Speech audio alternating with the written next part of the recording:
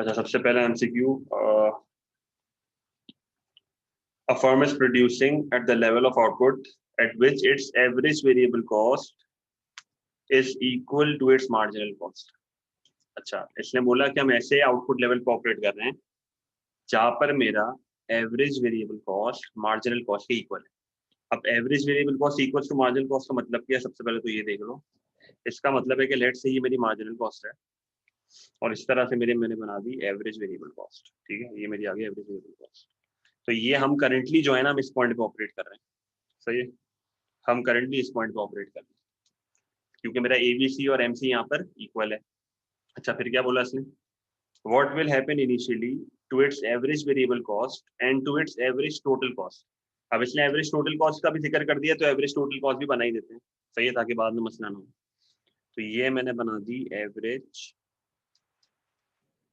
Total cost. सही है। अच्छा, इसने क्या बोला कि अगर हम अपने आउटपुट को बढ़ाएंगे तो एवरेज वेरिएबल कॉस्ट और एवरेज टोटल कॉस्ट में क्या चेंज आएगा इनिशियली का मतलब बिल्कुल स्टार्ट में क्या चेंज आएगा। सही है। तो लेट्स से कि अभी मेरी क्वांटिटी जो है वो ओरिजिनल मैंने आपके सामने लिखी हुई है, इसको मैं ऊपर एक्सटेंड करता हूँ। मेरी currently average total cost point A पे है और वेरिएबल कॉस्ट पॉइंट बी पे है। सही है। अगर मैं यहाँ से आउटपुट बढ़ाता हूँ, लेट से मैंने अपना आउटपुट कर दिया यहाँ तक। सही है। लेट से मैं अपना आउटपुट के लेके आ गया Q1 पे। तो देखो Q1 पे जब मैं अपने आउटपुट को ला रहा हूँ तो क्या हो रहा है? मेरी एवरेज वेरिएबल कॉस्ट जो है वो बढ़ रही है। देख लो भाई, मेरी एवरेज वेरिएबल कॉस्ट बढ़ रही है और मेरी एवरेज टोटल कॉस्ट अभी भी गिर रही है। ये चीज समझ आई? अगर मैं यहाँ से Q से अपने आप को आगे लेके जाता हूँ तो मेरी एवरेज वेरिएबल कॉस्ट बढ़ रही है और मेरी एवरेज टोटल कॉस्ट गिर रही है। ये चीज क्लियर है? कोई मसला है इसमें? अच्छा, अब देख लो ये इसका आंसर क्या होगा। यही पूछा हुआ है इसने, होगा क्या? एवरेज वेरिएबल कॉस्ट और एवरेज टोटल कॉस्ट को क्या होगा? ऑब्वियस सी बात है, सी होगा। मेरी एवरेज वेरिएबल कॉस्ट इंक्रीज होगी जो कि यहाँ पर साफ साफ दिख रहा है, और मेरी एवरेज टोटल कॉस्ट डिक्रीज होगी जो कि यहाँ पर साफ साफ दिख रहा है। तो आंसर क्या होगा? सी। क्लियर है? क्लियर है ये चीज? आगे बढ़ जाए, थोड़ा सा पार्टिसिपेट कर लो भाई। अच्छा चलो। अच्छा, नंबर 2, ये तो बहुत आसान एमसीक्यू है, सबसे हो जाना चाहिए भाई। जल्दी बता दो क्या है इसका। क्या बोल रहा है? The diagram shows the cost and revenue curves of a profit maximising monopolist which area measures the net weight loss arising from the exercise of a monopoly power। भाई एक मोनोपोली पर यहाँ पर ऑपरेट करती है profit maximising level of output पे। वो price ये चार्ज करती है, उसकी कॉस्ट इधर होती है, तो वो एबनॉर्मल प्रॉफिट कमाती है। अगर एक पब्लिक सेक्टर मोनोपोली होती तो वो यहाँ पर ऑपरेट करती है, उसकी प्राइस होती है ये और उसका आउटपुट होता है ये। तो उसका आउटपुट भी ज्यादा होता, प्राइस भी कम होती, तो जिससे मुझे साफ साफ दिख रहा है कि जो ये वाला एरिया है वो मेरा नेट वेट लॉस है। सही है। इसको और बेहतर तरीके से समझाना है तो आप इसको इस तरह समझा सकते हो कि भाई एक पब्लिक सेक्टर मोनोपोली यहाँ पर ऑपरेट करेगी और एक मोनोपोली यहाँ पर ऑपरेट कर रही है। ये देखो मैंने मार्जिनल सोशल कॉस्ट लिख दिया, ये मार्जिनल सोशल बेनिफिट, ये इक्विलिब्रियम, और ये मेरा आ गया लेट से 2 पॉइंट्स, एक क्यू आ गई और एक ये आ गई। तो ये जो एरिया वाई है ना, इसका मतलब ये होता है, ये जो एरिया वाई है ना वो ये एरिया वाई और ये एरिया वाई दोनों सेम है क्योंकि अंडर एलोकेशन हो रही है। सही है। तो मेरा आंसर यहाँ पर क्या है? मेरा आंसर है बी। क्लियर है? अच्छा चलो, सबने बता ही दिया था खैर ये आंसर। अच्छा और आगे बढ़ते हैं। अच्छा, question number 3, the table shows the marginal utility that a consumer obtains from consuming successive units। successive units का मतलब ये होता है एडिशनल, कि मैं एक के बाद एक कंज्यूम करता जा रहा हूँ। सक्सेसिव का मतलब होता है कि मैं एक के बाद एक कंज्यूम करता जा रहा हूँ। तो table shows the marginal utility that a consumer obtains from consuming successive units of good x. अच्छा भाई, इसमें मेरे को टेबल दी हुई है, इसमें मेरे को क्वांटिटी दी हुई है, एमयू दी हुई है। सही है। द प्राइस भी दी हुई है, चलो मुझे प्राइस भी दी हुई है कि भाई अगर मुझे रेशो निकालना है तो मैं किस तरह निकालता था? हर यूनिट पे एमयू निकालता हूँ और एमयू पर डॉलर निकालता हूँ ना। सही है। What additional information is needed to determine the quantity of X that the customer will purchase? अब देखो ये एक बहुत टेक्निकल क्वेश्चन है। देखो इस क्वेश्चन के मुताबिक ना मुझे एक चीज बस नहीं दी हुई है। इसने मुझे क्या नहीं दिया हुआ? इसने मुझे एमयू पर डॉलर नहीं दिया हुआ। एमयू पर डॉलर का मतलब क्या होता है? कि ये एमयू ओवर प्राइस वाली चीज। इसने मुझे एमयू ओवर प्राइस की वैल्यू नहीं दी हुई। अगर ये मुझे ये वैल्यू दे देता है, सही है, लेट्स से कि इसने मुझे इसका जो आंसर है ना उसकी वैल्यू दी हुई है एमयू पर डॉलर। अगर इसने मुझे एमयू पर डॉलर दिया हुआ है, लेट्स से इससे मुझे कोई भी अमाउंट दी हुई है, सही है, तो अगर इसने मुझे एमयू पर डॉलर दिया हुआ होता और मुझे एमयू पता करना होता, इसने देखो मुझे गुड की प्राइस भी बता दी है तो मैंने $4 लिख दिया, तो अगर मुझे ये वाली अमाउंट पता होती और मुझे प्राइस तो ऑलरेडी पता है तो मैं ये निकाल सकता था मेरी एमयू क्या होगी, मतलब हम कितने यूनिट्स कंज्यूम करेंगे कि मेरी एमयू क्या होगी। फिर मैं इस मार्जिनल यूटिलिटी को देखता और मैं इस टेबल पे जाता, जो भी यहाँ पर मेरा एमयू आता उसको मैं यहाँ पर सेलेक्ट करता और मुझे पता चल जाता है कि मैं कितने यूनिट्स कंज्यूम कर रहा हूँ। सही है, वापस बता रहा हूँ, देखो एमयू पर डॉलर क्या होता है, एमयू ओवर प्राइस, जिसका आंसर होता है ये एमयू पर डॉलर। अच्छा, अगर इसने मुझे एमयू पर डॉलर दिया हुआ होता और इसने मुझे प्रोडक्ट की प्राइस तो ऑलरेडी दी हुई है तो मैं इसको निकाल सकता था। अगर मैं इसको निकाल लेता ना तो मैं यहाँ पर जाता और देखता कि मेरी एमयू क्या है, फिर वहां से मुझे पता चल जाता कि मैं कितने यूनिट्स कंज्यूम कर रहा हूँ। तो यहाँ पर भी इसने यही बोला हुआ है, what additional information is needed to determine the quantity of X that the customer will purchase। अगर मुझे एमयू पर डॉलर दिया हुआ होता तो मैं क्वांटिटी ऑफ एक्स को आसानी से डिटरमाइन कर लेता। क्या ये चीज क्लियर है? तो इसको क्या बोलते हैं, मार्जिनल यूटिलिटी ऑफ मनी। सही है, इस चीज से इसको लिंक किया जाता है। क्लियर है?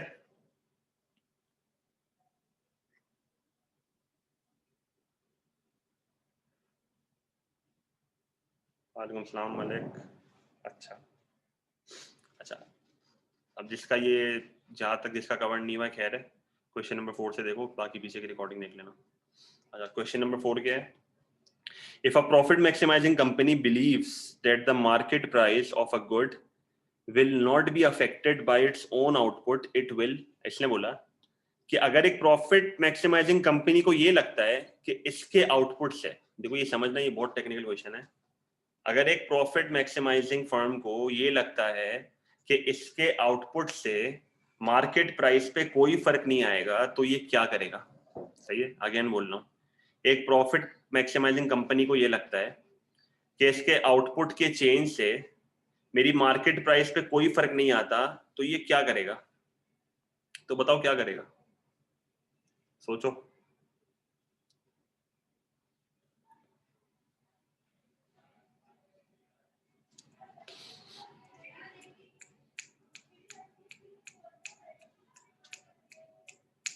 देखो आधो ज्यादा ने सही आंसर दे दिया। देखो अगर मैं परफेक्टली कंपेटिटिव की बात करता हूँ ना, परफेक्टली कंपेटिटिव मार्केट की, तो परफेक्टली कंपेटिटिव मार्केट में तो एमसी इक्वल्स टू प्राइस पे तो हम होते ही हैं। कैसे होते हैं कि भाई देखो ये मेरा मिस्टर डार्प है, ये मेरा मिस्टर डार्प है, equals to A R equals to M R, ये मेरी आ गई पीसीआर, ये मेरी आ गई क्वांटिटी और ये आ गई मेरी मार्जिनल कॉस्ट। एक परफेक्टली कंपेटिटिव फर्म का ऑपरेट करती है यहाँ पर। सही है, तो यहाँ पर indirectly MC equals to price मेरी ऑटोमेटिकली हो जाती है। सही है, सही है। एलोकेटिव तो वो हमेशा होता है, एलोकेटिव तो वो हमेशा होता है, क्योंकि एक परफेक्टली कंपेटिटिव मार्केट फर्म से उसको ये चीज पता है कि मेरा मार्केट में बहुत ज्यादा स्मॉल शेयर है और अगर मैं अपना आउटपुट को चेंज करता हूं तो मार्केट में किसी को घंटा फर्क नहीं पड़ता, मार्केट प्राइस से कोई फर्क नहीं पड़ता, क्योंकि हर फर्म का स्मॉलेस्ट शेयर होता है। तो वो एमसी इक्वल्स टू प्राइस पे ऑपरेट करेंगे। कहाँ ऑपरेट करेंगे? एमसी इक्वल्स टू प्राइस पे। और एमसी इक्वल्स टू प्राइस का मतलब क्या होता है परफेक्टली कंपेटिटिव मार्केट में? MC equals to MR. कोई मसला? वापस बोल रहा हूँ, इसने सवाल में मुझे हिंट दी हुई है, इसने सवाल में मुझे हिंट दी हुई है। इसने बोला कि एक ऐसा प्रॉफिट मैक्सिमाइजिंग कंपनी है जिसके आउटपुट से मेरी प्राइस पे कोई फर्क नहीं पड़ता। तो एक परफेक्टली कंपेटिटिव मार्केट में यही होता है कि हर फर्म का इतना स्मॉलेस्ट मार्केट शेयर होता है कि उनके आउटपुट से मार्केट प्राइस पे कोई फर्क ही नहीं पड़ता, तो वो मार्जिनल कॉस्ट प्राइसिंग करते हैं और marginal cost pricing indirectly MC equals to MR हो जाती है परफेक्ट कॉम्पिटिशन में। सही है, इम्परफेक्ट कॉम्पिटिशन में एमसी इक्वल्स टू प्राइस और एमसी इक्वल्स टू एमआर में फर्क है, पर परफेक्ट कॉम्पिटिशन में ऐसा नहीं होता। क्लियर है ये चीज? ये sell as much as it can produce, ये थोड़ा ऑफ सीन है, ये नहीं होता। सही है, अच्छा भाई, तो इसका जो आंसर होगा वो क्या होगा? ये क्लियर है? Produce until MC is equals to price. सही है, अच्छा 4 मेरे ख्याल में ये सेक्शन जो है ये है डिफिकल्ट एमसीक्यूज, माइक्रो डिफिकल्ट। अच्छा ये एक मेरे ख्याल में हल्का एमसीक्यू है, ट्राई करेंगे, कुछ भी नहीं है इसमें। पहली किस चीज को लेके आ रहा है बीच में, बता दूंगा वो बाद में। सही है भाई एक्स, ठीक है। ये मेरा एमएससी है, ये मेरा एमपीसी है, ये मेरा एमएसबी है। तो ये बेसिकली जो ग्राफ बना हुआ है ये किसका बना हुआ है? डीमेरिट का, डीमेरिट गुड का ग्राफ बना हुआ है। और ये एरिया एक्स जो है वो एक्सटर्नल कॉस्ट है, और एक्सटर्नल कॉस्ट को दूसरे लफ्जों में क्या बोला जाता है? वेलफेयर लॉस, ठीक है। तो एरिया एक्स मेरा आंसर है यहाँ पे। तो ये जो ग्राफ बना हुआ है ये बेसिकली डीमेरिट गुड का बना हुआ है। अगर मैं इस आउटपुट को रिड्यूस करता हूँ, सही है, अगर मैं OQ1 से Q2 पे जाता हूँ तो ये वाला जो पूरा एरिया है वो एलिमिनेट हो जाएगा। तो जो पूरा वेलफेयर लॉस था वो मेरे गेन में चेंज हो जाएगा, जो पूरा वेलफेयर लॉस था वो मेरे गेन में चेंज हो जाएगा अगर मैं अपनी क्वांटिटी को Q1 से Q2 कर देता हूँ, क्योंकि इससे मुझे यही बोला है ना, which area measures the net welfare gain to society from reducing the output from OQ1 to OQ2। सही है, क्लियर है? आगे बढ़ जाए, हल्का एमसीक्यू था मेरे ख्याल में। अच्छा, question number 6। In the diagram, the imposition of a tax on a commodity causes supply to shift from S1 to S2. Which area measures the resulting deadweight loss? वापस वही repeated question है एक तरह से। क्या आंसर होगा इसका? वही ट्राइंगल बनेगा, ये रहा। डेडवेट लॉस में हमेशा ट्राइंगल को ढूंढा करो, जो भी समझना है ना ट्राइंगल ढूंढा करो, ये आंसर है। सही है, JKM। अच्छा, तो हल्के एमसीक्यू, तो फिलहाल तो हल्के एमसीक्यू चल रहे हैं, डिफिकल्ट नाम है देखो खाली। अच्छा, ये एक एमसीक्यू जो है बहुत बच्चों ने मुझसे पूछा था व्हाट्सएप पे, ये पढ़ लेते हैं एक बार। In what circumstances will the entry of additional fishing boats into the fishing industry necessary result in a net loss in welfare? कह रहा है कि ऐसे कौन से सिचुएशन में कि मेरी एडिशनल फिशिंग बोट्स आ रही हैं फिशिंग इंडस्ट्री में, नई नई मेरी मछली की वो आ रही हैं बोट्स, और कह रहा है कि इससे मेरी इकोनॉमी में नेट लॉस कैसे होगा? सही है, नेट लॉस कैसे हो सकता है? अच्छा, पहला ऑप्शन किया, the entry of the new boats reduces fish caught by other boats. भाई ये मेरा नेट लॉस नहीं है। बच्चे नॉर्मली इस पे पॉइंट ये वाले ऑप्शन को चूज करते हैं। भाई ये वाला ऑप्शन मेरा आंसर नहीं हो सकता, क्योंकि मुझे एक बात बताओ, ये कह रहा है the entry of the new boats reduces fish caught by other boats. भाई इन दी एंड फिश तो उतनी पकड़ रहे ना, इन दी एंड फिश तो उतनी पकड़ रहे हैं, पॉसिबल चांसेस है ज्यादा भी पकड़ लें, तो ये कोई लॉजिकल आंसर नहीं है। अपॉर्चुनिटी कॉस्ट को हमेशा बेनिफिट के टर्म्स में देखा जाता है, बेनिफिट। ये फिजिकल टर्म्स में देख रहा है कि आउटपुट कम हो रहा है। सही है। अच्छा, the entry of new boats reduces the profits of other boat owners. Again ये मेरी सोसाइटी को नेट लॉस नहीं है, बाकियों का प्रॉफिट कम हो रहा है, इनका प्रॉफिट बढ़ रहा है, बात एक ही है। सही है, नुकसान नहीं हो रहा है किसी को, वो अगर अच्छा काम करें तो सब अच्छा हो सकता है। Competition is always good. सही है। The value of the increase in the fish caught is less than the loss in value of output elsewhere in the economy. ये साफ साफ रिप्रेजेंट कर रहा है मेरी अपॉर्चुनिटी कॉस्ट, मेरे वेलफेयर लॉस को। ये देखो, वापस पढ़ो इस ऑप्शन को। The value of the increase in the fish caught is less than the loss in value of output elsewhere in the economy. यहाँ पर जो हमने एडिशनल फिशिंग बोट्स बढ़ाई है फिशिंग इंडस्ट्री में, यहाँ से जो हमारे आउटपुट में इंक्रीज आ रहा है, सही है, यहाँ से जो हमारे आउटपुट में इंक्रीज आ रहा है, और जो इसकी वैल्यू है ना, वो हमारी वैल्यू जो इंक्रीज है वो बहुत कम है।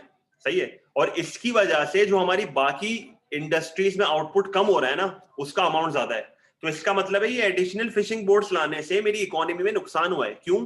क्योंकि देखो यहाँ पर तो मेरी वैल्यू इंक्रीज हो गई है, पर मसला ये है कि यहाँ पर वैल्यू इंक्रीज होने के चक्कर में मेरा ओवरऑल आउटपुट इकोनॉमी में कम हो गया है। सही है। अब ये किस तरह हुआ, कैसे हुआ, ये अपनी बात नहीं है, अपने को खाली ये सीखना है कि जब भी ऐसा सवाल आता है आप हमेशा बेनिफिट के टर्म्स में बात करो, वैल्यू के टर्म्स में बात करो, और दो चीजों को कंपेयर करो कि इसके फायदे क्या हैं, इसके नुकसान क्या हैं। सही है। इसने बोला कि भाई जो फिश की वैल्यू है वो इतनी है, नुकसान इतना है, तो ओवरऑल नुकसान हुआ है। सही है। तो नेट लॉस इन वेलफेयर तो सिर्फ इसी केस में हो सकता है, बाकी केसेस में नहीं होगा। बाकी केसेस में मेरा नेट ना नुकसान है ना फायदा है, बीच वाली चीजें बता रहा था वो मुझे। सही है, बीच वाली चीजें बता रहा था। क्लियर है ये चीज? आखिरी ऑप्शन भी पढ़ लो, the entry of the new boat reduces the overall fish stock. Again वही बात, ये अपॉर्चुनिटी कॉस्ट को रिप्रेजेंट नहीं कर रहा है। सही है। और ये ऑब्वियस सी बात है, एंट्री ऑफ न्यू बोट्स कैसे ओवरऑल फिश स्टॉक को कम कर देगी भाई? लॉजिकल सोचो। सही है, कोई मसला है इस सवाल में? अगेन ये एक टेक्निकल क्वेश्चन था। सही है, ये नहीं हुआ था काफियों से, बट अगेन अब जब भी ऐसा कोई एमसीक्यू है ना, तो हमेशा कोई ऐसा ही ऑप्शन ढूंढना जहां पर दो चीजों की बात करी हो कि भाई इसकी वैल्यू क्या है, उससे वैल्यू कम क्या हो रही है, तो नुकसान और फायदों को डिस्कस करेंगे। आगे बढ़ूं? अच्छा देखो, जो मेरा टारगेट है वो करूंगा। अब जल्दी हो गया तो जल्दी हो गया, लेट हो गया तो लेट हो गया, सही है। वैसे जल्दी हो जाएगा, स्पीड हमारी अच्छी है। In the diagram, a consumer's budget line shifts from JK to GH. यार ये MCQ I think मुझे कराने की भी जरूरत नहीं है। Which of the following must be correct? JK to GH, good Y कम हो रहा है, H बढ़ रहा है। There has been a change in the consumer's money income. No, इससे मेरी बजट लाइन में शिफ्ट आता है parallel. There has been a change in the consumer's real income. Real income से भी शिफ्ट आता है। The prices of both goods have changed. Again, shift parallel shift आता है। The price of good Y has increased relatively to the price of good X. इसमें change आता है मेरी बजट लाइन में, और ये चेंज यही होता है जब भी रिलेटिव चेंज इन प्राइसेस होता है ना, हमेशा मेरी बजट लाइन आपस में क्रॉस मारती है। जब भी रिलेटिव चेंज इन प्राइसेस होता है, मेरी बजट लाइन जो है वो क्रॉस मारती है आपस में। बी इसलिए नहीं है क्योंकि मेरी रियल इनकम यहाँ पर एक्चुअल टर्म्स में नहीं बढ़ी है, क्योंकि या तो रियल इनकम इस तरह बढ़ती है, सही है, इसलिए मुझे कोई डेफिनेट आंसर नहीं दिया हुआ है, सही है। नॉर्मली रियल इनकम के केस में शिफ्ट होता है। बेस्ट पॉसिबल आंसर ये है क्योंकि जब भी रिलेटिव चेंज इन प्राइसेस होता है तो हमारे बजट लाइन क्रॉस करते हैं, और ये चीज हमने पढ़ी थी सब्स्टिट्यूशन इफेक्ट में। ये सब्स्टिट्यूशन इफेक्ट में पढ़ाई जाती है। जब भी रिलेटिव चेंज इन प्राइसेस होता है तो अगेन गुड वाई अपने को महंगा लग रहा है और सस्ता लग रहा है, गुड एक्स अपने को महंगा लग रहा है, तो वही बात है जिसकी वजह से हमारी क्वांटिटी में फर्क आया, सही है। बल्कि गुड एक्स हमें सस्ता लग रहा है और गुड वाई महंगा लग रहा है, सही है। तो जब भी लेट से यहाँ पर जो मेरा सिनेरियो हुआ है ना वो ये हुआ है, मेरी प्राइस ऑफ एक्स गिरी है और मुझे रिलेटिवली जो है वो प्राइस ऑफ वाई महंगा लग रहा है, सही है, रिलेटिवली। तो रिलेटिव के केस में हमेशा बजट लाइन क्रॉस करते हैं आपस में, तो ये याद रखना, सही है। ऐसे एमसीक्यू बहुत टेस्ट होते हैं। अब ये टेस्ट होना बहुत कम हो गया है, लेटेस्ट पास पेपर में इतना नहीं आता ये, बट अगेन बहुत बार टेस्ट हो चुका है, सही है। क्लियर है ये चीज?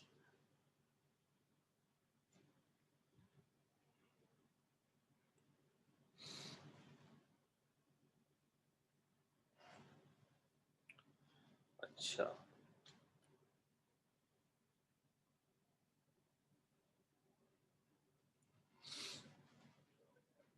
ये वाला हमने करा हुआ है, ये वाला आपको आना चाहिए। बताओ भाई क्या होगा इसका।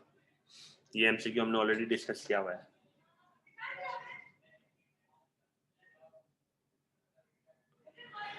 लेबर दिया हुआ है, कैपिटल दिया हुआ है, आउटपुट दिया हुआ है, तो साफ साफ प्रोडक्शन फंक्शन की बात कर रहा है। Q is to F K L ये, तो Q मेरा आउटपुट होता है, F मेरा फंक्शन होता है, इसको इग्नोर करो, ये K मेरा कैपिटल है और ये L मेरा लेबर है। तो बेसिकली ये कैपिटल और लेबर मेरे इनपुट्स हैं, तो इनपुट टू आउटपुट का रेशियो दिख रहा है यहाँ पे, तो लॉन्ग रन प्रोडक्शन फंक्शन, सही है, क्योंकि लॉन्ग रन में ही आप कैपिटल और लेबर को चेंज कर सकते हो, लॉन्ग रन में ही आप कैपिटल और लेबर को चेंज कर सकते हो, सही है। तो ये इनपुट टू आउटपुट का रेशियो है। क्लियर है? अच्छा, एमसीक्यू नंबर 10 हमने डिस्कस किया है, मैं वापसी नहीं करूंगा, मैं कैलकुलेशंस में करा चुका हूँ ये, सही है।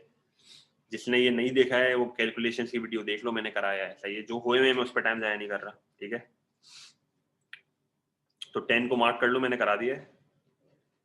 अच्छा, इसका आंसर मेरे को खैर याद नहीं है, कैलकुलेट करना पड़ेगा, बट अगेन 10 को सर्कल कर लो, मैंने कराया हुआ है।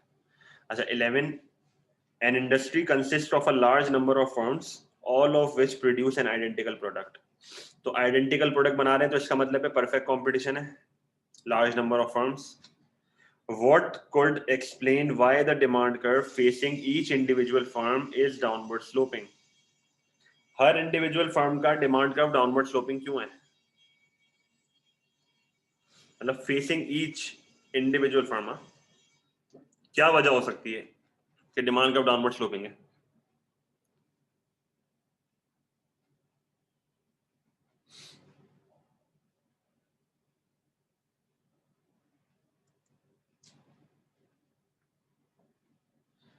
प्राइस डिस्क्रिमिनेशन, हाँ सही है।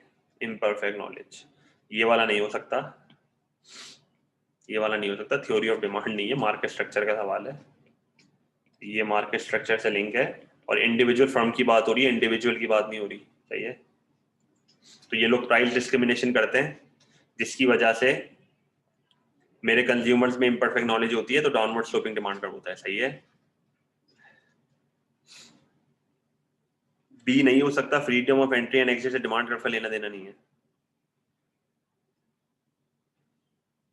और कोई सवाल? ए तो मैंने देखो बता दिया।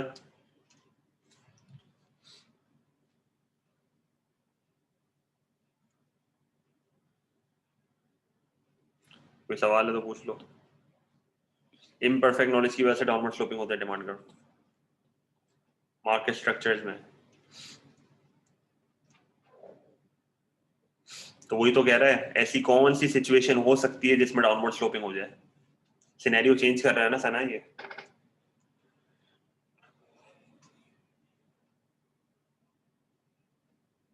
आप पोल बिल्कुल सही रही हो, पर ये सिनेरियो चेंज कर रहा है। ठीक है,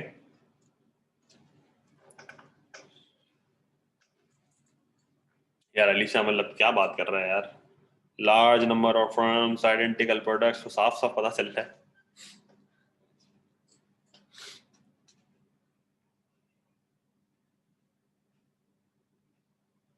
समझ आया?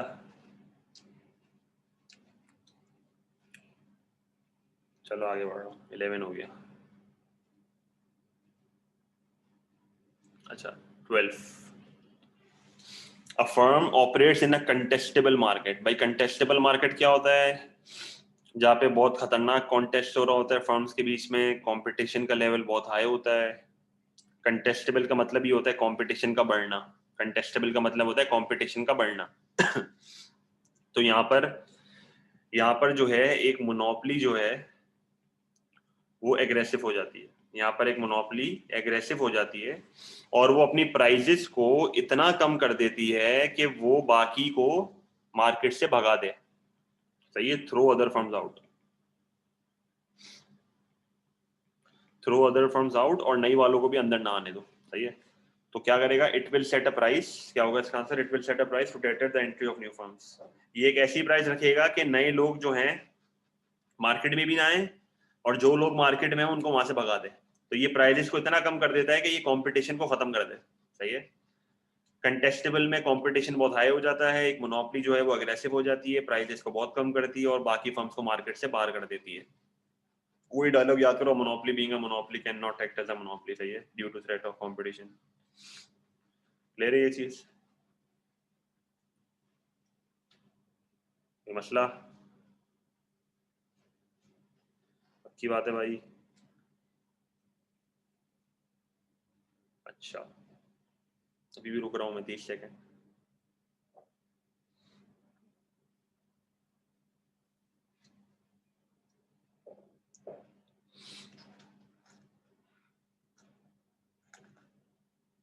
अच्छा चलो 13, एक बार खुद ट्राई करो। 13 क्या होगा इसका, सोचो, मैं समझाऊंगा। पर जो समझ आ रहा है, भले गलत आंसर है, गलत बता दो।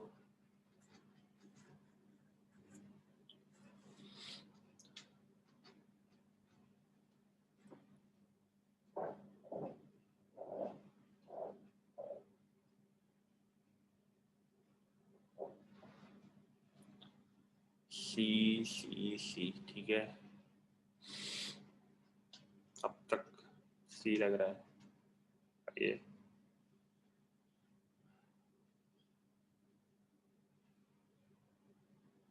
अच्छा देखो सवाल क्या है।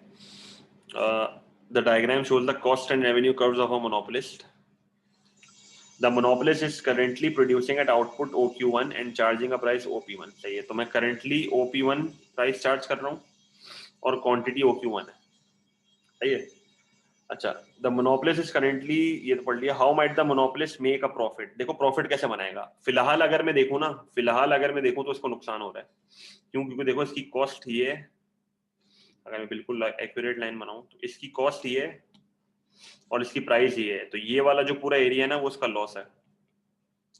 सही है, करेंटली इसको लॉस हो रहा है।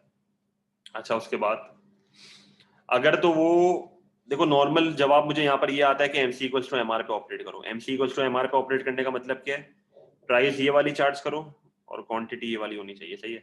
जब मैं यहाँ पर ऑपरेट करूंगा ना तो मसला क्या होगा, मेरी कॉस्ट वापस ऊपर होगी, तो तुम लोग देख लो मेरी कॉस्ट जो है वो वापस ऊपर होगी, तो अगेन मुझे नुकसान ही होगा, सही है। सिर्फ ग्रीन वाली चीज को देखो, ये जो ग्रीन वाली चीज है ना, ये MC इक्वल्स टू MR वाली है, सही है, तो मुझे फिर भी नुकसान ही होगा, तो ये देखो मैंने नुकसान लगा दिया वापस।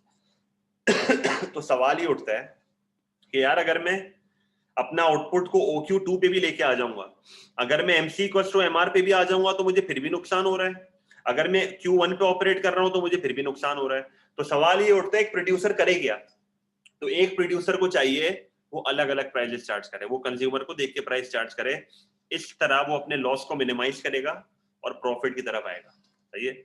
इस तरह वो अपने लॉस को मिनिमाइज करेगा और प्रॉफिट की तरफ आएगा। जो बच्चे मुझे बोल रहे हैं MR 0 पे ऑपरेट करो, सेल्स रेवेन्यू यहाँ पर भी लॉस ही हो रहा है, प्राइस मेरी ये आएगी, कॉस्ट ये आएगी, तो अगेन लॉस होगा। लेसर लॉसेस मींस प्रॉफिट तो नहीं, हम तक खैर, पर अगेन जब तक लॉस मिनिमाइज नहीं करेगा तो प्रॉफिट की तरफ कैसे जाएगा, सही है। जब तक लॉस मिनिमाइज नहीं करेगा तो प्रॉफिट की तरफ कैसे जाएगा। देखो करंटली वो OQ1 पे ऑपरेट कर रहा है, करंटली वो OQ1 पे ऑपरेट कर रहा है, इसकी प्राइस ये है, सही है, और इसकी कॉस्ट ये है, तो इसको ये पूरा लॉस हो रहा है। इसलिए हमसे सवाल में पूछा ये है कि हमें प्रॉफिट कैसे हो सकता है, सही है। तो मैं एक कॉमन आंसर बता रहा हूँ, बच्चा हमेशा कहता है MC इक्वल्स टू MR पे आ जाओ, ये वाली क्वांटिटी पे रहो, ये वाली प्राइस चार्ज करो, तो मसला सारा ये है कि इस क्वांटिटी पे भी मेरी कॉस्ट तो ऊपर ही है ना, तो मुझे देखो लॉस तो हो रहा है, तो मुझे MC इक्वल्स टू MR पे भी लॉस हो रहा है, OQ1 पे भी लॉस हो रहा है, MR 0 पे भी लॉस हो रहा है। तो इस सवाल का मकसद ये है कि आप कोई भी यूनिफॉर्म पॉलिसी फॉलो नहीं करो, आप कोई भी यूनिफॉर्म पॉलिसी फॉलो नहीं करो। यूनिफॉर्म पॉलिसी का मतलब आप कोई फिक्स पॉलिसी फॉलो नहीं करो, आप प्राइस डिस्क्रिमिनेशन करो, हर कंज्यूमर से अलग प्राइस चार्ज करो अकॉर्डिंग टू योर इलास्टिसिटी, उनके कंज्यूमर सरप्लस को खत्म करो, अपने रेवेन्यू में चेंज करो, और इस तरह आप प्रॉफिट कमा सकते हो। तो सिर्फ यहाँ पर एक ही हल है, आप प्राइस डिस्क्रिमिनेशन से अपने प्रॉफिट को बढ़ाने की कोशिश करो, समझ आई ये चीज। मेरे पास और कोई हल ही नहीं है, अगर मैं एक यूनिफॉर्म पॉलिसी फॉलो करूंगा तो मुझे हर केस में लॉस ही हो रहा है, सही है, मैं कुछ भी कर लूं लॉस ही हो रहा है क्योंकि मेरी एवरेज कॉस्ट ही ऊपर है, सही है। अच्छा चलो आ गया समझ। 14, अच्छा, a firm is operating in a perfectly competitive market, what would ensure that it is both productively and allocatively efficient? ये तो मेरे ख्याल में सबसे हो जाएगा। एक perfectly competitive firm economic efficiency कब अचीव करता है?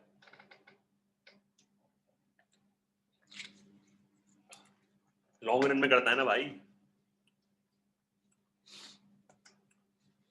लॉन्ग रन में करता है ना, तो it is in long run equilibrium का मतलब क्या है? लॉन्ग रन नॉर्मल प्रॉफिट, सही है, long run normal profit, long run में अचीव करता है ये इकोनॉमिक एफिशिएंसी। अच्छा D, long run average cost of, नहीं भाई ये तो बिल्कुल नहीं हो सकता। अच्छा और कौन बोल रहा है? C, it is producing when marginal level is equal to marginal cost. भाई अगर वो MC इक्वल टू MR पे भी ऑपरेट कर रहा है तो नॉर्मल प्रॉफिट तो शॉर्ट रन में भी होता है, लॉन्ग रन में भी होता है, अपने को तो लॉन्ग रन वाला ही चाहिए ना, क्योंकि शॉर्ट रन वाला स्टेबल थोड़ी होता है, वो तो चेंज होता रहता है, सही है। तो डेफिनेट आंसर ये वाला है। जो MC इक्वल टू MR बोल रहे हैं उनकी सोच सही है, पर वो लॉन्ग रन वाले पॉइंट ऑफ व्यू से नहीं सोच रहे। अगर एक बेटर ऑप्शन हमें दिया हुआ है तो हम ये वाला ऑप्शन चूज क्यों करें? ठीक है,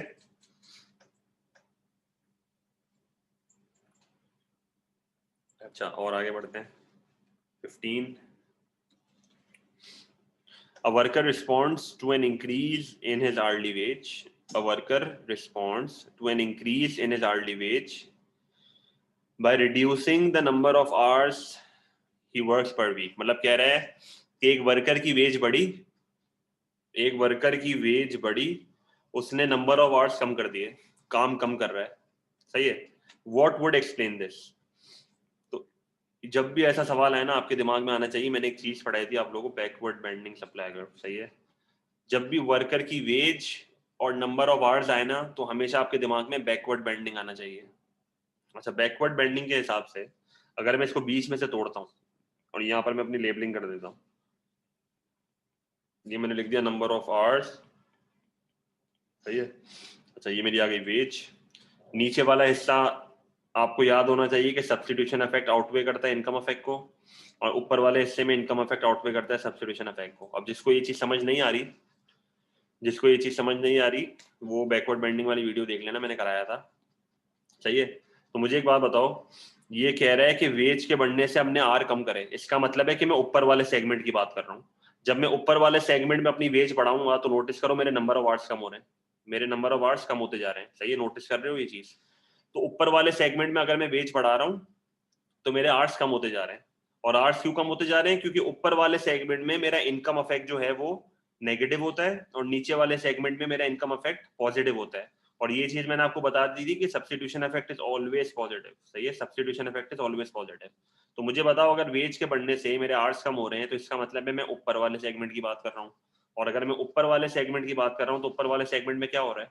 इनकम अफेक्ट आउटवे कर रहा है सब्स्टिट्यूशन इफेक्ट को। तो मेरा आंसर क्या होगा यहाँ पे?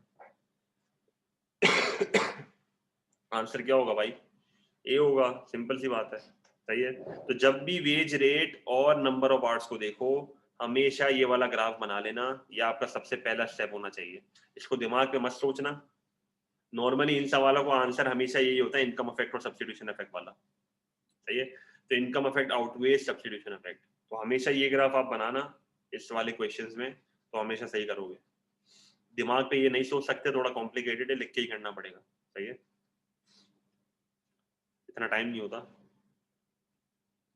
अच्छा, नंबर 16 में कर चुका हूँ भाई, इसमें मैं लंबी नहीं करूंगा। इसका तो मुझे आंसर भी रटा हुआ है, क्या था? z माइनस एक्स था। सही है। ये मैंने बहुत 20 मिनट लगाए थे मैंने इस MCQ पे, मैंने पढ़ाया था आप लोगों को, दिसंबर में पढ़ाया था मैंने ये। सही है, तो मैंने मार्क कर दिया, इसको सर्कल कर दो, मैंने कराया भाई ये। जो हुए मैं उस पर टाइम नहीं लगा रहा मैं। सही है, बस होने वाले हैं हमारे, मेरे टारगेट के हिसाब से। ठीक है। अच्छा, 17 देख लेते हैं। A firm's long run production function describes the relationship between, ये तो हो जाना चाहिए आपका 25।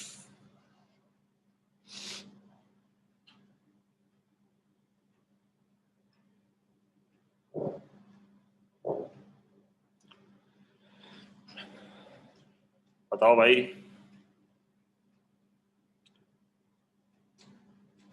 ए होगा, the firm's output and the quantities of factor inputs employed।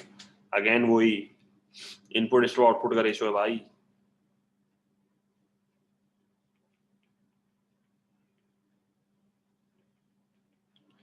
सही है, ये वाली चीज है मैंने अभी कराई है। ठीक है, लॉन्ग रन प्रोडक्शन फंक्शन का काम ही होता है। 18, ये थोड़ा टेक्निकल MCQ लग रहा है। A monopolist finds that at his current level of output, marginal revenue is $2। अब देखो, इस MCQ में एक मसला है। सही है, इस MCQ में मैक्रो के मलिया में शुरू करूंगा थोड़े टाइम में। अच्छा, इस MCQ में क्या मसला है? हम बच्चे क्या समझते हैं कि ये MCQ रिपीटेड है। अगर आपको अच्छे से याद हो, अगर आपने MCQs करे हैं, एक ऐसा एग्जैक्टली सेम MCQ है। सही है, एक ऐसा एग्जैक्टली सेम MCQ है जिसमें मोनोपोलिस्ट की जगह पे परफेक्ट कंपटीशन लिखा हुआ है, और मैंने कराया भी है वो। सही है, मैंने कराया भी है। तो तुम लोग इस चीज को समझ लो कि ये मोनोपोलिस्ट की बात कर रहा है, मोनोपोली की बात कर रहा है, परफेक्ट कंपटीशन नहीं है। सबसे पहला बंडा तो ये मारा है बच्चों ने। A monopolist finds that at his current level of output, marginal revenue is $2 and marginal cost is 2.5. In order to increase his current level of profits, which strategy should the monopolist adopt? तो देखो, सबसे पहले तो मुझे इसको situation बतानी है। क्या सिचुएशन बतानी है? देखो, आपके सामने ये सिचुएशन है कि मेरी मार्जिनल कॉस्ट जो है वो एक्सीड कर रही है मार्जिनल रेवेन्यू को। मेरी मार्जिनल कॉस्ट जो है वो मार्जिनल रेवेन्यू को एक्सीड कर रही है। सही है, सबसे बड़ा मसला तो ये है। अच्छा, और मुझे क्या करना है? मुझे इनको इक्वल करना है अगर मुझे अपने प्रॉफिट को मैक्सिमाइज करना है। तो देखो, कुछ बच्चे इसको देख के भी कर सकते हैं वर्बली। अगर मैं तुम लोग को सही तरीका बताऊं तो उसके हमेशा डायग्राम बनाया करो। डायग्राम किस तरह बनानी है देखो, मैं तुम्हें सिचुएशन बता रहा हूँ। देखो, इनिशियली एक मोनोपोली के कर्व्स ऐसे होते हैं। तो ये मेरा आ गया demand is equal to average revenue, ये मेरा आ गया मार्जिनल रेवेन्यू, ये मेरी आ गई क्वांटिटी, ये मेरा आ गया प्राइस कॉस्ट एंड रेवेन्यू। सही है। अच्छा, मैंने सबसे पहले यहाँ पर अपनी मार्जिनल कॉस्ट बना दी। अब देखो सिनेरियो क्या है। करंटली जो है मैं लेट से यहाँ पर ऑपरेट कर रहा हूँ। मैं करंटली यहाँ पर ऑपरेट कर रहा हूँ। यहाँ पर ऑपरेट क्यों कर रहा हूँ? क्योंकि मुझे साफ साफ ये चीज इससे बताई हुई है कि देखो ये मैंने खुद डिटरमाइन किया कि मैं यहाँ ऑपरेट कर रहा हूँ। क्यों? क्योंकि इससे मुझे साफ साफ ये चीज बोली हुई है कि मेरी मार्जिनल कॉस्ट जो है वो मेरे मार्जिनल रेवेन्यू से ज्यादा है। ये चीज समझ आई? ये चीज समझ आई? मेरी मार्जिनल कॉस्ट मेरे मार्जिनल रेवेन्यू से ज्यादा है। अच्छा, इसने बोला कि अगर प्रॉफिट को मैक्सिमाइज करना है तो क्या करना पड़ेगा? हाँ यार ठीक है, ठीक है सलमान। अच्छा, अगर मुझे प्रॉफिट को मैक्सिमाइज करना पड़ेगा तो क्या करूंगा? वापस पीछे आऊंगा, आउटपुट को कम करूंगा, क्योंकि मुझे कहाँ आना है? मुझे आना है यहाँ पे, मुझे आना है यहाँ पे। यहाँ पे आने का मतलब MC इक्वल्स टू MR पे आना है। ये चीज समझ आई? मुझे MC इक्वल्स टू MR पे आना है। अगर मुझे MC इक्वल्स टू MR पे आना है तो मुझे क्वांटिटी को कम करना पड़ेगा, मुझे क्वांटिटी को कम करना पड़ेगा। और देख लो मेरी इनिशियल प्राइस थी ये वाली, मेरी इनिशियल प्राइस थी P, और जब मैं अपनी क्वांटिटी को कम करूंगा तो मेरी ऑटोमेटिकली प्राइसेस बढ़ेंगी, मेरी ऑटोमेटिकली प्राइसेस बढ़ेंगी। तो देख लो प्राइसेस बढ़ रही हैं और आउटपुट कम हो रहा है। ये तो आंसर इसका देख लो क्या होगा। मुझे वापस MC को उसमें MR करना था, मैंने कर दिया, और ऑटोमेटिकली जो है मेरी प्राइसेस बढ़ी हैं और मेरा आउटपुट गिरा है। सही है, तो आंसर मेरा क्या होगा? Answer will be C। बिल्कुल सही है अली, कोई मसला? ये टेक्निकल था। ग्राफ के बगैर करोगे तो गलत करोगे।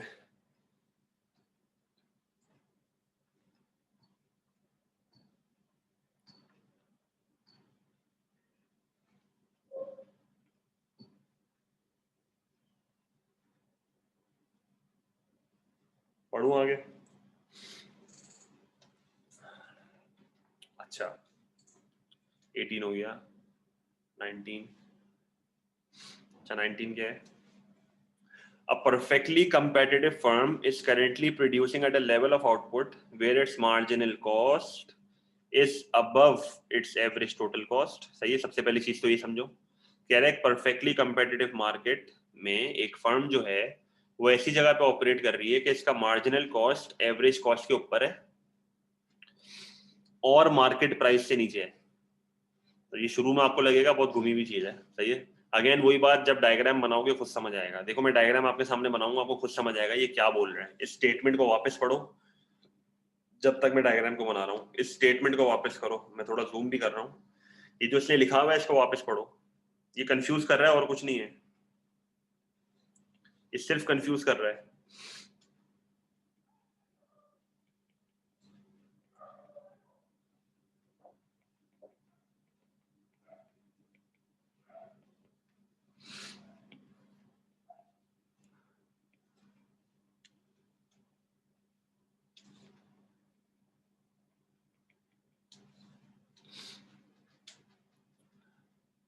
पढ़ी स्टेटमेंट वापस, वापस पढ़ो मेरे साथ। A perfectly competitive firm is currently producing at a level of output where its marginal cost is above its average total cost but below the market price. कह रहा है कि मार्जिनल कॉस्ट एवरेज कॉस्ट के ऊपर है पर market price के नीचे है।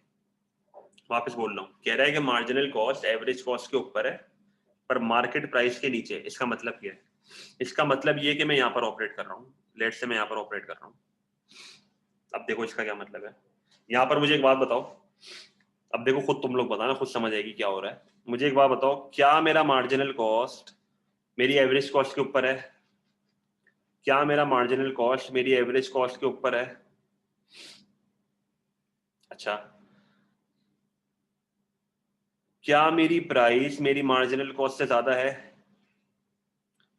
क्या मेरी प्राइस मेरी मार्जिनल कॉस्ट से ज्यादा है? तो दोनों कंडीशंस अप्रूव हो रही हैं, दोनों कंडीशंस मीट हो रही हैं। तो मैंने ये स्टेटमेंट को ग्राफ में दिखा दिया। तो अगर मुझे प्रॉफिट को मैक्सिमाइज करना है, अगर मुझे प्रॉफिट को मैक्सिमाइज करना है तो मैं क्या करूंगा? मुझे यहाँ पर आना है। तो प्रॉफिट को मैक्सिमाइज करने के लिए मुझे क्या करना पड़ेगा? प्राइजेस क्या मेरी चेंज हो सकती हैं? क्या परफेक्ट कंपटीशन में प्राइजेस चेंज हो सकती हैं? नहीं हो सकती, सिर्फ आउटपुट बढ़ेगा। तो आंसर क्या होगा? डी, इंक्रीज इन आउटपुट और प्राइजेस तो अनचेंज रहती हैं। समझ आया?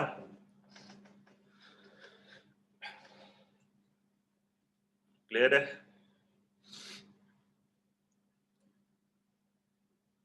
मसला है तो बताओ, वापस बता दूंगा।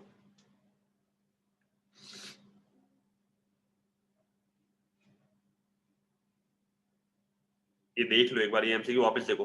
अच्छा एक चीज ट्राई कर लो खाली, चलो ये बहुत जरूरी है करना। अच्छा लेटेस्ट पेपर्स में, अब पता नहीं जून 2020 का पेपर है किसका पेपर है, ऐसा सेम सवाल आया है जून 19 और जून 2020 या पता नहीं कौन सा पेपर था, एग्जैक्टली सेम सवाल आया है। उसने उसने उसमें बताओ क्या बोला था, उसने बोला था एमसी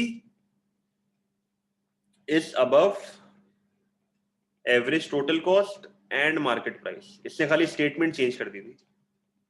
उससे बोला था कि मेरा मार्जिनल कॉस्ट एवरेज कॉस्ट के भी ऊपर है और मार्केट प्राइस के भी ऊपर है। इसका क्या मतलब है, इसका क्या मतलब है आप बताओ मेरे को, इस चीज का क्या मतलब है? फिर भी होगा, एक्सेलेंट, बहुत बेहतरीन मुस्तफा। ये सोचो इस चीज को, ये डायग्राम बना के देख लो।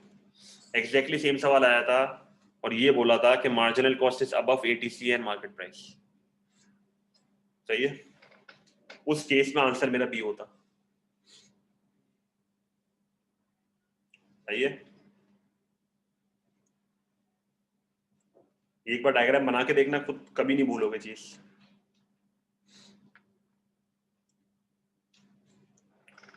अच्छा आगे बढ़ू।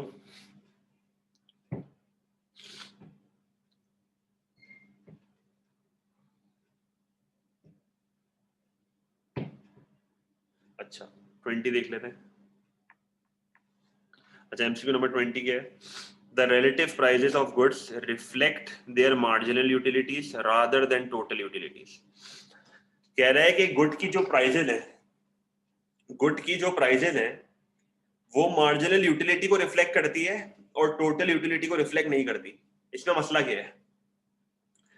वैसे तो इसका आंसर सी है, तुम लोगों को रटा हुआ होगा, पैराडॉक्स ऑफ वैल्यू। पर मैं तुम्हें बताता हूँ मसला क्या है। भाई ये पैराडॉक्स ऑफ वैल्यू का मतलब होता है वाटर डायमंड पैराडॉक्स। इसका मतलब क्या होता है? Water diamond paradox. और पैराडॉक्स का मतलब क्या होता है? कंफ्यूजन। पैराडॉक्स का मतलब क्या होता है? कंफ्यूजन। सही है। अच्छा अब ऐसी बहुत चीजें देखी होंगी आपने, पैराडॉक्स ऑफ थ्रिफ्ट अब A2 में आया है, वो मैक्रो में।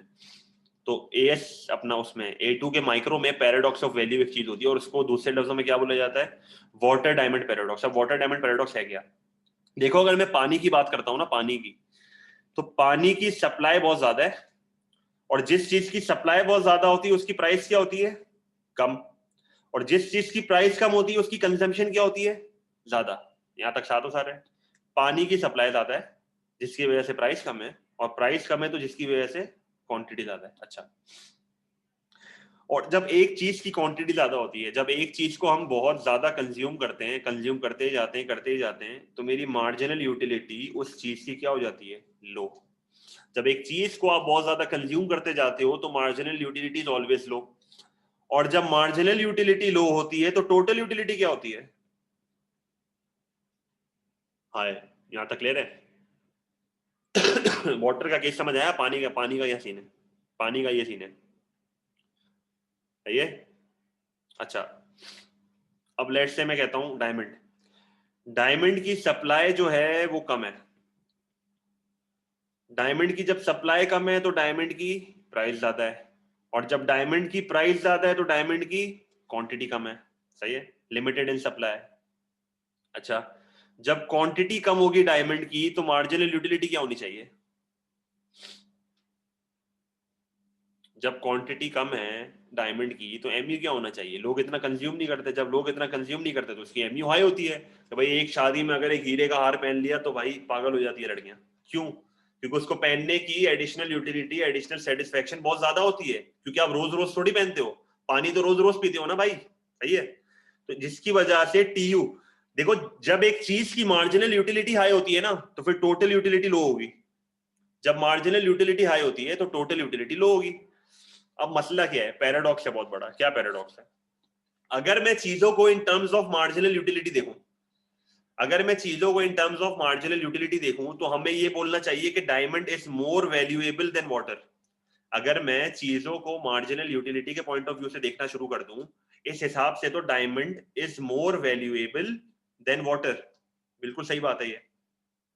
पर अगर मैं टोटल यूटिलिटी के हिसाब से देखना शुरू करूं तो टोटल यूटिलिटी के हिसाब से water is more valuable then diamond. Confusion समझ आ रही है? कंफ्यूजन क्या है?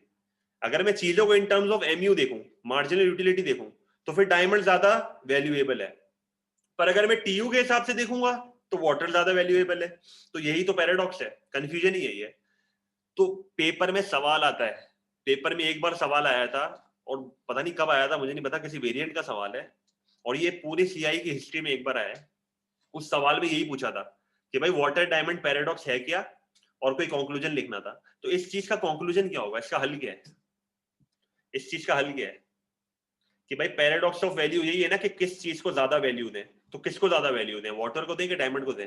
तो सबसे पहले तो आप ये लिखोगे, अगर आप चीजों को in terms of marginal utility देख रहे हो, अगर आप चीजों को in terms of marginal utility देख रहे हो तो आप डायमंड को ज्यादा वैल्यू दो। अगर आप चीजों को in terms of total utility देख रहे हो तो वाटर को ज्यादा वो दो वैल्यू।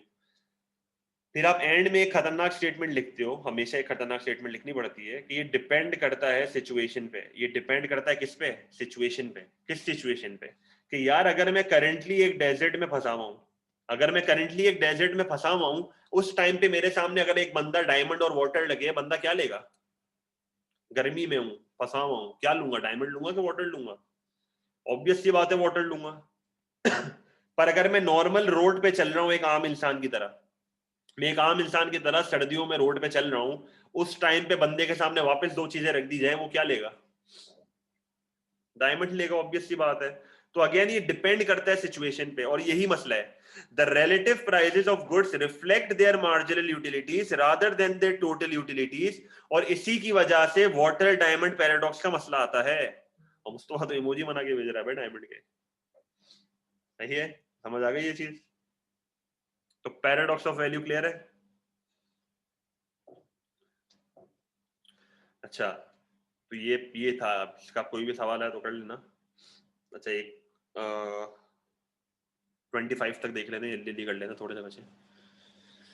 अच्छा, what is the shape of the long run average cost curve for a firm with economies of scale? एक फर्म का जो long run average cost curve है, इकोनॉमीज ऑफ स्केल है जिसमें, उसके शेप कैसा होगा? तो यू शेप तो नहीं हो सकता, बच्चे रटे रटाई यू शेप लिख के आ जाते हैं भाई, डाउनवर्ड स्लोपिंग होगा, क्योंकि इकोनॉमीज ऑफ स्केल वाला पार्ट हमेशा डाउनवर्ड स्लोपिंग ही होता है। सही है, इससे बोला हुआ इकोनॉमीज ऑफ स्केल। तो ये मेरी आ गई कॉस्ट और ये मेरी आ गई क्वांटिटी। कल के पेपर में तो नहीं आ रहा भाई, मुझे नहीं पता, पेपर सर बनाते हैं।